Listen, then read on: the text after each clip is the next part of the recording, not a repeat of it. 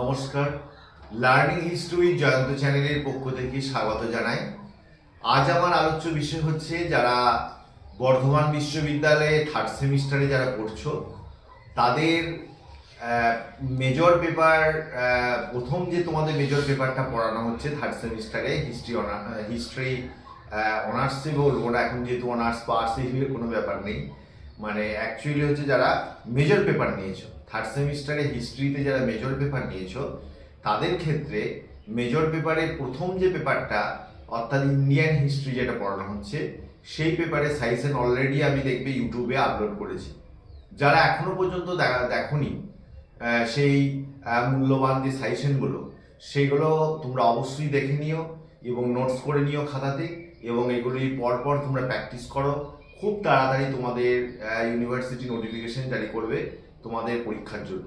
সেহেতু এখন থেকে যদি প্রিপারেশন না নিতে পারো বা পড়তে পারো, যখন তোমার এক্সামের ডেট ঘোষণা হবে তার হয়তো 1-2 সপ্তাহ পরই তোমাদের এক্সাম হবে, তখন কিন্তু তোমরা খুব সমস্যার মধ্যে পড়ে যাবে।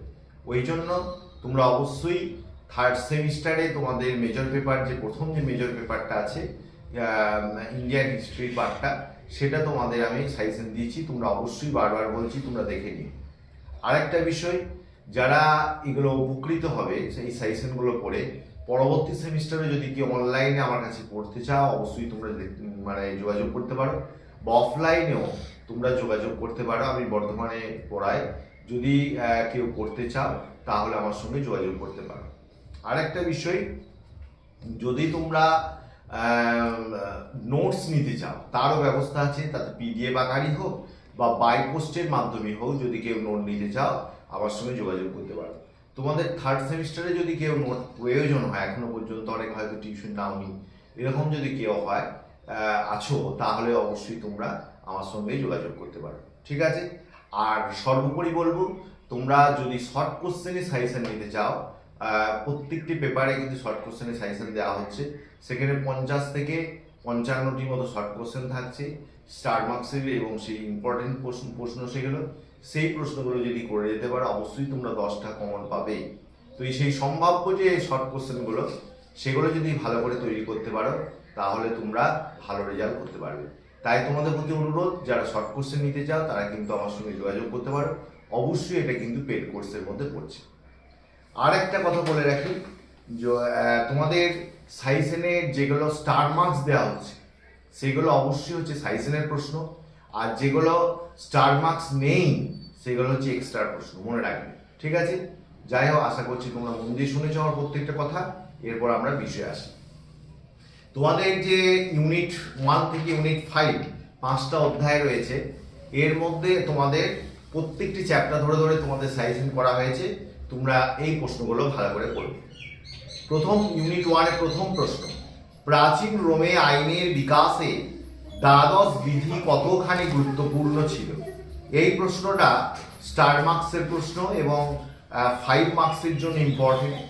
2, রোমানদের প্রজাতন্ত্র থেকে প্রিন্সিপেট ব্যবস্থার রূপান্তরের পশ্চাতে কি কি বিষয়ে প্রধানত দায়ী ছিল? এটাও স্টার মার্কসের প্রশ্ন, এবং এটা 10এও আসতে পারে বা 5এও আসতে পারে। তারপরে 3 নম্বর প্রশ্ন, প্রাচীন রোমে দাস ব্যবস্থার উদ্ভব তুমি কিভাবে ব্যাখ্যা করবে?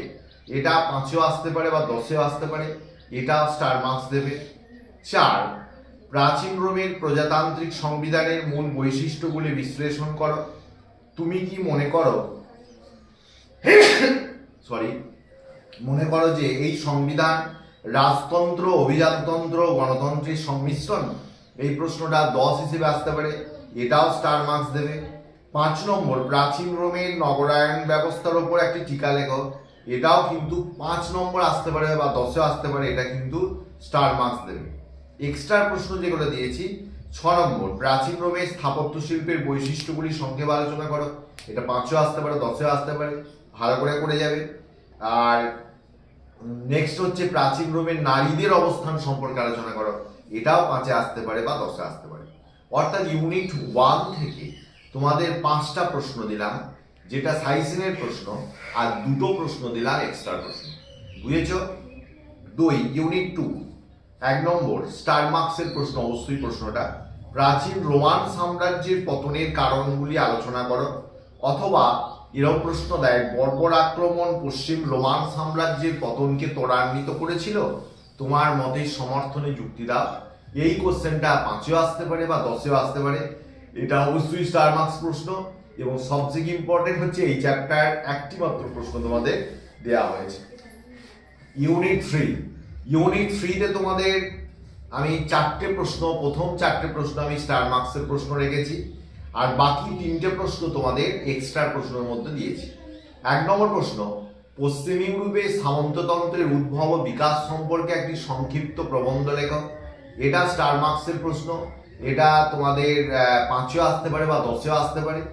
2, তুমি কি মনে করো যে মধ্যযুগের ইউরোপে সিভালরি ছিল সামন্ততন্ত্রের প্রস্ফুটিত রূপ পুষ্প?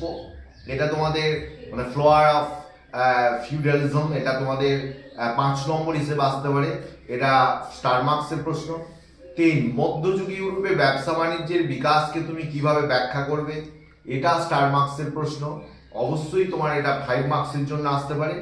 আর 4 নম্বর, ম্যানরের সংজ্ঞা দাও, ম্যানর ব্যবস্থার মূল বৈশিষ্ট্যগুলি আলোচনা করো। এটা তোমাদের 5এও আসতে পারে বা 10এও আসতে পারে, ভীষণ ইম্পর্টেন্ট একটা প্রশ্ন, ম্যানর ব্যবস্থা, এটা আসতে পারে। এক্সট্রা প্রশ্ন 3টে দেওয়া হয়েছে, যেটা হচ্ছে 5 নম্বরে, মধ্যযুগীয় ইউরোপের নগরগুলি বিকাশের কারণ বিশ্লেষণ করো। আর 6 নম্বর, মধ্যযুগীয় ইউরোপে নগরায়নের বিকাশ সম্পর্কে আলোচনা করে, এটা বললাম আমি তোমাদের 4 নম্বরের প্রশ্নতে, 5 নম্বর প্রশ্নতে।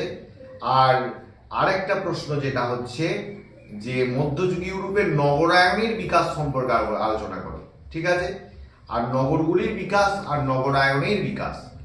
আর লাস্ট প্রশ্ন, মধ্যযুগীয় ইউরোপে শিল্প ব্যবস্থা সম্পর্কে গিল্ড ব্যবস্থা সম্পর্কে আলোচনা করে, গিল্ড সিস্টেম। গিল্ড ব্যবস্থাটাও কিন্তু পরীক্ষায় দেয়, এটা একটু ভালো করে যাবে। যদিও আমি স্টার মার্কস দিইনি, কিন্তু এই প্রশ্নটা খুব ভালো করে যাবে, ঠিক আছে? এক্সট্রা প্রশ্ন থেকেও কিন্তু 2-একটা আসবে। ইউনিট 4 এর প্রথম প্রশ্ন, তোমার চার্চের ওপর ক্লুনি সংস্কার আন্দোলনের কি প্রভাব পড়েছিল? এই কোশ্চেনটা এরকম দেয়, ক্লুনি সংস্কার আন্দোলন কেন শুরু হয়, চার্চের ওপর তার প্রভাব কি পড়েছিল, ঠিক আছে? এটা 5 নম্বর হিসেবে আসতে পারে। 2, ক্যারোলিঞ্জীয় নবজাগরণের প্রকৃতি আলোচনা করো। এটা 10এও আসতে পারে বা 5এও আসতে পারে, এটা স্টার মার্কস দেবে।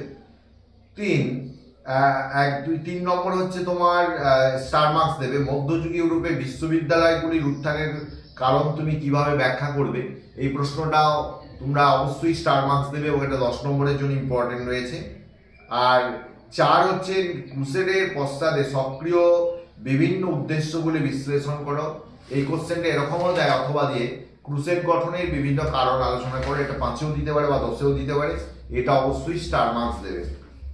তাহলে 4টে প্রশ্ন। আর একটা প্রশ্ন স্টার মার্কস আছে এই চ্যাপ্টারে, খুব ইম্পর্টেন্ট চ্যাপ্টার কিন্তু এটা, যেটা দ্বাদশ শতকের রেনেসাঁসের মূল বৈশিষ্ট্য বলে আলোচনা করা, অবশ্যই এটা 10 নম্বরের জন্য, এবং অবশ্যই কোশ্চেনটা ইম্পর্টেন্ট, এবার আসার সম্ভাবনা আছে, ঠিক আছে? তাহলে 5টা প্রশ্ন, এই চ্যাপ্টার 5টা প্রশ্ন তোমাদের সাইসেনের প্রশ্ন তথা স্টার মার্কসের প্রশ্ন দিলাম ইউনিট 4 থেকে। একটা এক্সট্রা প্রশ্ন দিচ্ছে এই চ্যাপ্টারে, ক্রুসেডের সামাজিক ফলাফল বা প্রভাব আলোচনা করো, ঠিক আছে? লাস্ট চ্যাপ্টার ইউনিট 5, 1 নম্বর, পশ্চিম ইউরোপীয় সমাজের উপর ইসলামের প্রভাব আলোচনা করো। এটা স্টার মার্কসের প্রশ্ন, 5 মার্কসের জন্য আসতে পারে। আর 2, খলিফাতন্ত্র বা খলিফা রাষ্ট্র বলতে কি বুঝো? এটাও স্টার মার্কস দেবে, এটা 5 মার্কসের জন্য ইম্পর্টেন্ট। এই হচ্ছে তোমাদের প্রশ্ন আমি দিলাম। এই প্রশ্নগুলো যদি ভালো করে করো তাহলে অবশ্যই তোমরা কমন পাবে, এবং স্টার মার্কসের প্রশ্নগুলো আগে করো, তারপরে তৈরি করবে এক্সট্রা প্রশ্নগুলো। এবং প্রথম বছর যেহেতু তোমাদের সাজেশন দেওয়াটা একটু টাফ ব্যাপার থাকে, যেহেতু নতুন সিলেবাসে প্রথম মানে ব্যাচ তোমরা বুঝতে পারছো, সেহেতু তোমরা এগুলো খুব ভালো করে করবে, এক্সট্রা প্রশ্নগুলো দেখে যাবে, তাহলে আশা করছি তোমরা কিন্তু খুব ভালো রেজাল্ট করতে পারবে। আর শর্ট কোশ্চেনের ব্যাপারটা, যদি কেউ শর্ট কোশ্চেন নিতে চাও সাজেশন আমার কাছে নিয়ে নিও, শর্ট কোশ্চেনের অ্যান্সার পেয়ে যাবে এবং শর্ট কোশ্চেনগুলো পেয়ে যাবে, তাতে তোমাদের শর্ট কোশ্চেনটা হয়ে গেল। আর বড় কোশ্চেন যদি এগুলো তৈরি করতে পারো তাহলে তোমাদের অন্যদিকে আর কিছু দেখতে হবে না, ঠিক আছে? তো যাই হোক, এগুলো খুব ভালো করে করো। যারা হিস্ট্রি মেজর পেপার নিয়ে পড়ছো, মেজর পেপার হিসেবে নিয়েছো, তাদেরকে আগাম শুভেচ্ছা তারা খুব ভালো করে পরীক্ষা দাও, প্রত্যেকে বেস্ট অফ লাক, এবং তোমরা এগুলো অবশ্যই ভালো করে প্রিপারেশন তৈরি করে নাও। আর যদি কোনো সমস্যা থাকে অবশ্যই কমেন্ট বক্সে কমেন্ট করো। আর যদি আমার এই ভিডিওগুলো তোমাদের কিছুটা উপকারে লাগে তাহলে অবশ্যই লাইক, শেয়ার এবং সাবস্ক্রাইব করতে ভুলবে না।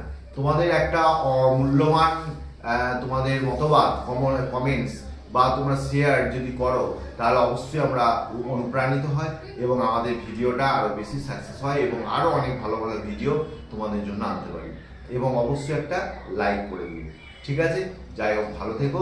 Thank you for watching.